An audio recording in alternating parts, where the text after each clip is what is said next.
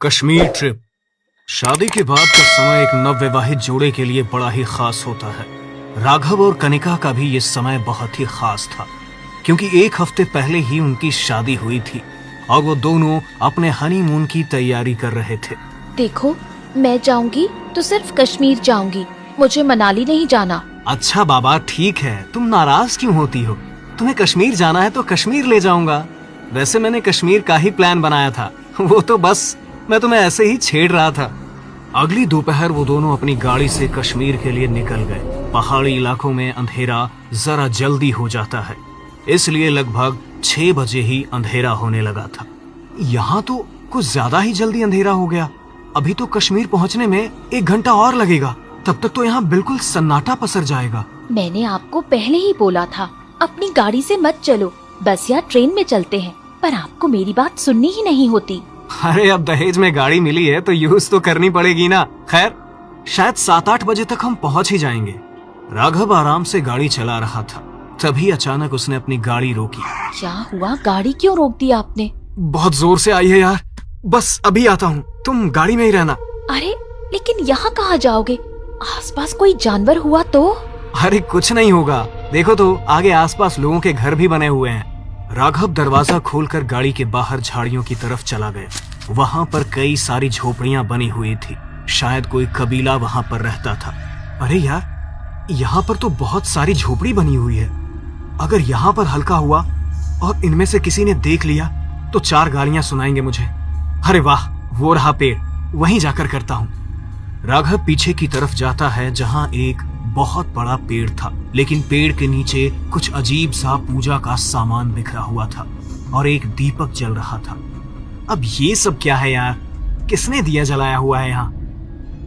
छोड़ो, मुझे क्या, मैं तो कर रहा हूँ। समझदार हो तो चले जाओ यहाँ से, वरना अगर उसे बुरा लग गया तो वो कभी पीछा नहीं छोड़ेगी तुम्हारा। अच्छा, कौन है? जरा मुझे भी तो दिखाओ ना पुजारी जी। आप गांव वालों को तो हर जगह ही अंधविश्वास फैलाने की आदत हो गई है। पेड़ के नीचे कुछ उल्टा सीधा सामान रख दो और एक दिया जला दो और फिर लोगों को डराओ। मेरा काम तुम्हें सचेत करना था, अब बाकी आगे तुम्हारी मर्जी। मगर एक बार फिर सोच लो, अगर वो पीछे आ गया तो तुम बच नहीं पाओगे। बाबा ने बड़े ही अजीब तरीके से राघव को देखा और वहां से आगे की तरफ बढ़ गए। कहते हैं कि अक्सर ऐसे पेड़ों पर कुछ शक्तियों का वास होता है और वो बाबा राघव को इसीलिए सचेत कर रहे थे। लेकिन राघव ने उसकी बात नहीं मानी और पेड़ के स्थान को अस्वच्छ कर दिया। वो वहां से बाहर निकलकर अपनी गाड़ी की तरफ जाने लगा। तभी पीछे से उसके कानों में एक आवाज पड़ी, राघव। अपना नाम सुनकर बिना कुछ सोचे समझे राघव ने पीछे मुड़कर देख लिया, लेकिन वहां पर कोई नहीं था। राघव को थोड़ा अजीब लगा और वो वहां से वापस मुड़ गया। तब उसे ऐसा लगा कि एक तेज हवा का झोंका पीछे से आया और उसके शरीर के आर पार हो गया। वो थोड़ा घबरा गया और तेज कदमों से चलता हुआ जल्दी से अपनी गाड़ी में आकर बैठ गया। कनिका उसे देखकर हैरान रह गई, क्योंकि उसका चेहरा पूरे पसीने से भीग चुका था। अरे ये क्या हुआ आपको? आपका तो पूरा चेहरा पसीने से भीग गया। यहाँ पर तो इतनी ठंडी हवा चल रही है, फिर भी इतना पसीना। कहीं कोई भूत तो नहीं देख लिया? ओह शट अप यार। राघव ने गाड़ी स्टार्ट की, लेकिन वो पूरे रास्ते चुपचाप रहा। लगभग 1 घंटे के बाद वो कश्मीर पहुंच गए। राघव ने पहले ही होटल की ऑनलाइन बुकिंग कर ली थी। उन्होंने अपने रूम में चेक इन किया और रूम में आते ही राघव नहाने के लिए चला गया। वो वॉश बेसिन के आईने के सामने अपना चेहरा धोते हुए खुद को देख रहा था।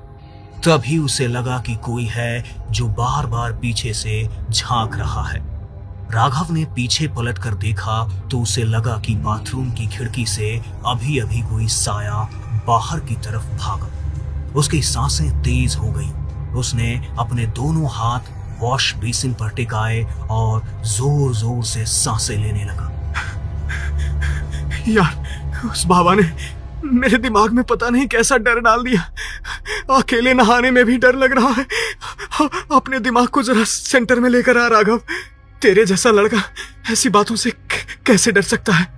राघव ने अपना माइंड डाइवर्ट करने की कोशिश की। उसने गीजर चलाकर शावर ऑन किया और गर्म पानी में नहाते हुए गाना गुनगुनाने लगा।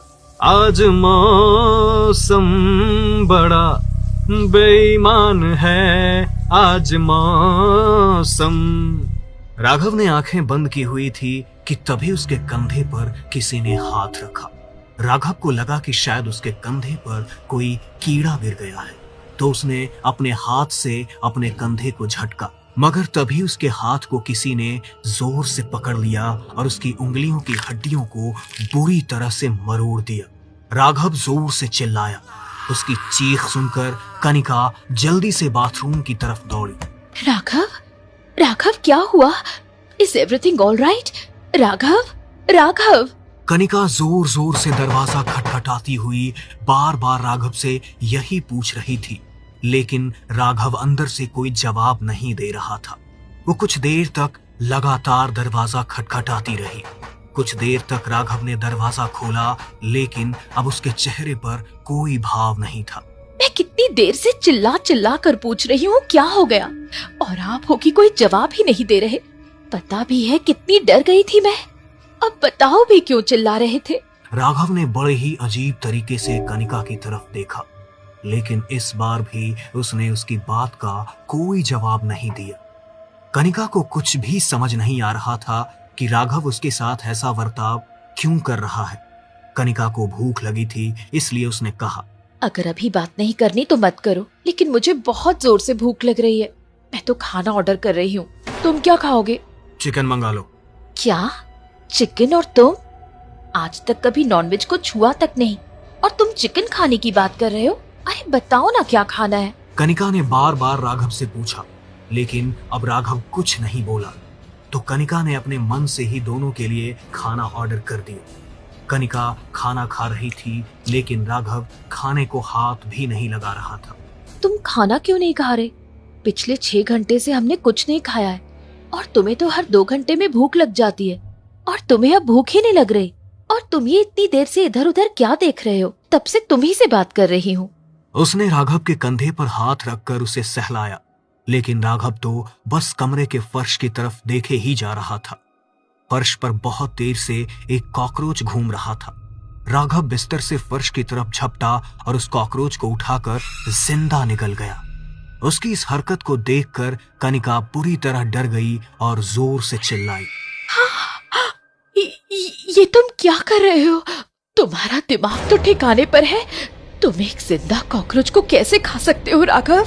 कनिका राघव के पास दौड़ी, लेकिन राघव उसे देखकर इतने भयानक तरीके से मुस्कुराया कि कनिका ने डरकर अपने कदम पीछे ले लिए।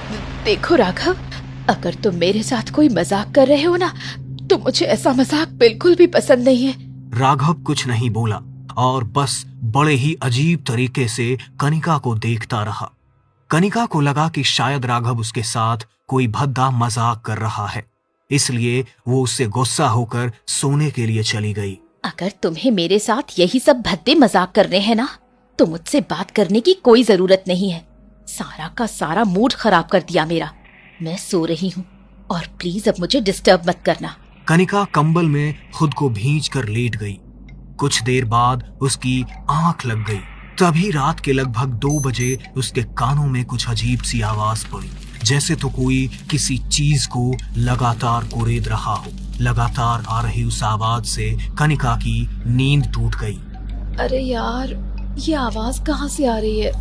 किसे इतनी रात को भी चैन नहीं है, ढंग से सोने भी नहीं देते।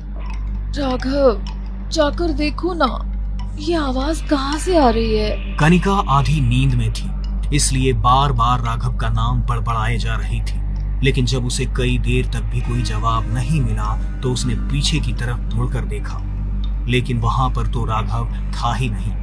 ये देखकर अचानक कनिका घबरा गई, क्योंकि बाथरूम का दरवाजा भी बाहर से बंद था। बाथरूम का दरवाजा भी बाहर से बंद है? तो फिर ये कहाँ चले गए? कनिका ने जल्दी से अपने टेबल लैंप की लाइट ऑन की। कमरे में हल्की सी रोशनी हुई तो सामने का नजारा देखकर कनिका के होश उड़ गए, क्योंकि राघव सामने की दीवार को अपने नाखूनों से कुरेद रहा था। उसके नाखूनों से अब खून निकलने लगा था। पूरी दीवारें भी उसके खून से सन चुकी थी। लेकिन उसके बावजूद भी वो रुकने का नाम नहीं ले रहा था। उसकी हालत देखकर कनिका अब समझ चुकी थी कि उसके साथ जरूर कुछ न कुछ हुआ है। वो दौड़ती हुई उसके पास गई और उसे खींचने लगी। तुम्हारा दिमाग खराब हो गया है क्या राघव? आखिर तुम ये सब क्या कर रहे हो? तुम्हें क्या हो गया है? तुम्हारे पूरे हाथ खून से भर चुके हैं। तुम्हें क्या डर नहीं हो रहा? राघव ने कनिका की तरफ गुस्से में देखा और उसका हाथ छिटक दिया। वो फिर से दीवार को उसी तरह कुरेदने लगा। उसकी उंगलियों का मांस भी अब फट चुका था, लेकिन वो रुकने का नाम नहीं ले रहा था। हे भगवान, ये सब क्या हो रहा है? मैं क्या करूं? कनिका को कुछ समझ नहीं आया, लेकिन जब ऐसी परिस्थितियों में इंसान को कुछ समझ नहीं आता तो बस उसे एक ही सहारा दिखाई देता है, और वो है ईश्वर का। कनिका ने जल्दी से अपने फोन में हनुमान चालीसा प्ले की, और जैसे ही हनुमान चालीसा के शब्द राघव के कानों में पड़े तो वो धीरे धीरे बिल्कुल शांत हो गया और अपने बिस्तर के ऊपर जाकर बैठ गया। उसने अपना सर पकड़ा और जोर जोर से हाँफने लगा। कनिका जल्दी से उसके पास गई और उसकी उंगलियों पर अपना दुपट्टा फाड़कर पट्टी बांध दी। कनिका ने राघव को पीने के लिए एक गिलास पानी दिया। राघव की आंखें थकान और नींद से भरी हुई थी। कनिका ने उसके सर पर हाथ फेरा और कुछ ही देर में राघव गहरी नींद में सो गया। उसने हाथ जोड़कर भगवान का धन्यवाद किया और थोड़ी देर बाद उसकी भी आंख लग गई। सुबह जब सूरज की किरणें कमरे के अंदर पड़ी तो कनिका की आंख खुली, मगर राघव कमरे में नहीं था। उसने राघव को हर जगह देखा, लेकिन उसे राघव कहीं नहीं मिला। इसीलिए वो राघव के बारे में पूछने के लिए नीचे रिसेप्शन पर चली गई। मेरे हस्बैंड कहीं बाहर गए हैं क्या? ना तो वो मेरी कॉल रिसीव कर रहे हैं और ना मुझे कुछ बता कर गए हैं। हाँ मैम, आपके हस्बैंड बाहर तो गए थे, लेकिन शायद बहुत जल्दबाजी में थे और परेशान भी लग रहे थे। क्या मैं तब की सीसीटीवी फुटेज देख सकती हूँ? जी मैम। रिसेप्शनिस्ट ने कनिका को 1 घंटे पहले की सीसीटीवी फुटेज दिखाई तो राघव बड़ा ही बेचैन दिखाई दे रहा था और बड़ी ही हड़बड़ाहट में वो होटल से बाहर निकल गया। वो सीसीटीवी फुटेज देखकर कनिका बहुत बेचैन हो गई।